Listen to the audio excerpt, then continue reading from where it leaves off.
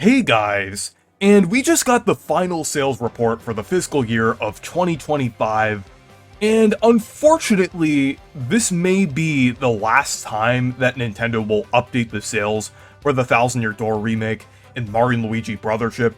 They usually don't update the sales into the next fiscal year unless that game sells another million copies in that next fiscal year, but I think that's kind of unlikely for the Thousand Year Door remake and Brothership, as much as I would want them to. And I think it is kind of unfortunate that they don't update these sales, like, past the fiscal year that they released in. I think that's because they want to please investors and only show the games that sell, like, more than a million copies. And that's also why we didn't get the sales for Endless Ocean Luminous, or MEO, or Nintendo World Championships NES Edition. We didn't even get sales for Xenoblade Chronicles X Definitive Edition, because that didn't reach a million by the end of the fiscal year, because it was released 11 days before that. And it's kind of unlikely that we'll even get one, because just due to the circumstances that it released in. So it could have sold almost a million copies, and then, like, it could have sold a million by April, but we likely won't know that because it wasn't released in the fiscal year of 2026. It was still in 2025. So, sorry about that side tangent there, but that's a little unfortunate. But with Brothership and Thousand Year Door, I think they both sold fairly well in the circumstances that they released in. The Thousand Year Door remake sold a little over 2 million, 2.1 million, which I think is pretty solid. It's a remake, the second Paper Mario game released on the Switch, released towards the end of the Switch's lifespan, like when sales were dying down for most games, and also system sales as well. So 2.1 million, I think, is pretty solid, I would say. And another thing about the Thousand Year Door remake is that it sold almost exactly the same as Origami King in Japan specifically. Like, it sold 450,000 in Japan, while Origami King sold 480,000. So that is actually pretty close in the grand scheme of things. And considering all of the circumstances that I mentioned before, Nintendo probably considers that a success, because I think the Japanese market is probably the most important market to consider what type of Paper Mario game they want to release. So I think Thousand Year Door selling pretty well in Japan is a very good sign, I would say. But with Mario & Luigi Brothership, kind of moving on to that game, that sold almost 2 million, not quite, which is kind of unfortunate. I would have liked it to hit that barrier before the end of the 2025 fiscal year, but I think 1.97 million is still pretty good, I would say.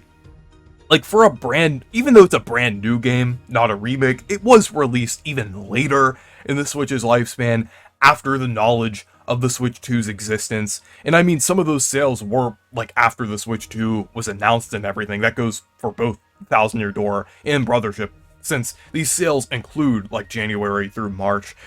And since Brothership was released, like, only a couple months before the announcement of the Switch 2, that could have slightly impacted the sales. So, I think 2 million is still pretty good, I would say, for, like, a game released, like, pretty late in the Switch's lifespan. I know Jamboree is selling, like, really well, but at the same time, that is, like, a multiplayer-oriented game, a Mario Party game, that has kind of had some legs throughout the Switch's lifespan, while this is Mario & Luigi, a series that hasn't returned since the 3DS. So I think there's that to consider as well. So I think 2 million is pretty good. But 2.1 million and 1.97 million, those are pretty close. And I think that is very good that they are selling about the same. Like, for Mario & Luigi, it's showing that Mario & Luigi is still a viable series, but it's also showing that Mario & Luigi is just as viable as classic Paper Mario, kind of showing that one shouldn't replace the other.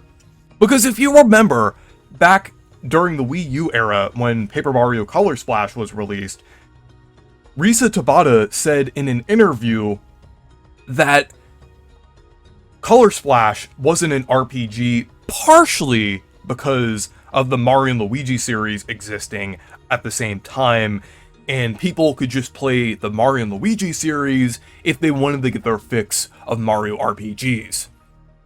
But now we're seeing that classic Paper Mario and Mario and Luigi sell about the same, and they really didn't impact the sales of each other. I mean, I guess they technically did, because there were 3 Mario RPGs released in the same year, or within a year of each other. And if anything, I think Super Mario RPG probably affected the sales of these more than the Thousand Year Door affecting Brothership. I think it was more Super Mario RPG happening first, and then these selling slightly less. But I don't think the fatigue was that big of a factor, honestly. I think 2 million for both of these games is still pretty solid for like basically the circumstances that it was releasing in. So I do think it is kind of showing that both of these series are viable. It was pretty unfortunate back in that Color Splash interview that they were saying like, oh, just play Mario and Luigi, because Mario and Luigi is fundamentally a different experience than Paper Mario. Yes, they do share the same roots with Super Mario RPG, and they do have a lot of similarities, but if you were to play Mario and Luigi Brothership, you would still have a fairly different experience from playing the Thousand Year Door remake. Like, I love both games, but they are also very different from one another, and I feel like they both can exist in the same market without directly competing with each other. So I think that aspect of, like, the modern Paper Mario devs, like, saying, like, oh, Mario and Luigi was basically, like, the main Mario RPG, I think that was definitely kind of a flawed sentiment.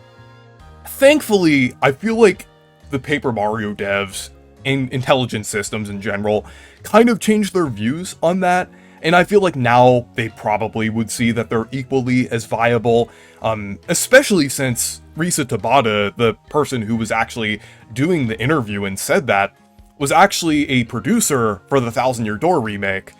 So I feel like they would definitely see that, like, classic Paper Mario and Mario and Luigi can coexist. And I think they should coexist. I think it's good to have both of them available. I mean, like, back in the 2000s, like, both of them coexisted. Like, Superstar Saga came out a little before the Thousand Year Door, and then, like, we got Partners in Time a year after that. So, like, they were releasing around the same time, and they were selling, like, fairly well. So I think, like, that was already showing back then that both series could coexist. But now we're seeing, I think it's even bigger proof that they can coexist, since both games are releasing on the same console. You would think they would compete with each other, but they're both selling pretty well.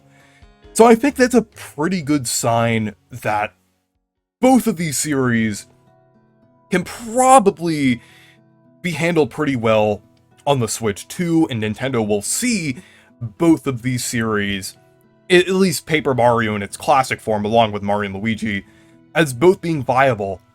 And I think they'll also see that they could even release new games for Super Mario RPG, maybe even like a sequel to that, as Super Mario RPG is even selling pretty well alongside Thousand Year Door and Mario and Luigi Brothership. So all three are selling fairly well and aren't really directly competing with each other. I mean, I did mention before that, yeah, there might be a bit of fatigue there, but if they release these games a little bit apart, like at least a year apart from each other, I think it could kind of have a constant stream of Mario RPG sales for them without these games competing with each other. I think that would be pretty good for Nintendo, I would say, and I think that could work out pretty well on the Switch too, as long as they release these games in, like, a strategic way, I would say.